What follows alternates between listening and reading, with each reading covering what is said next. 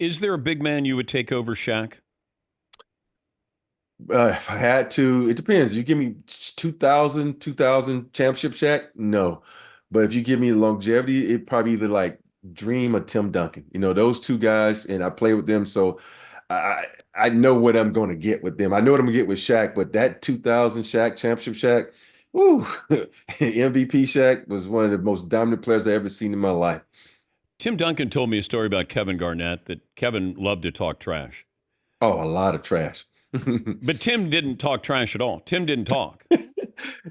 I got Tim to talk trash one time, and it was in practice, and it was before we got ready to play Utah, and I was like, this is why Booze be kicking your butt. And he's like, you can't stop me. He just went to work. I'm like, okay, Tim. I'm like, what? I said, why don't you do that to Boozer when we get in the game with Utah? So Wow.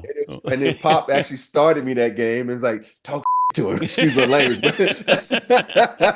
And so we hadn't beat Utah in a minute. So we went out and won that game. And I'm looking at Tim. I said, dude, where's that fire every game? He's like, do I need to cuss you out every game? So yeah.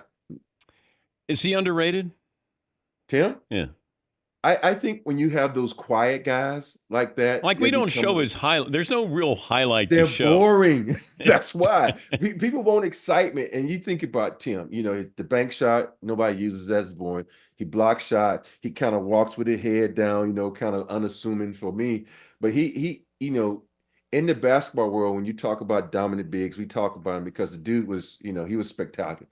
He had he wasn't flashy.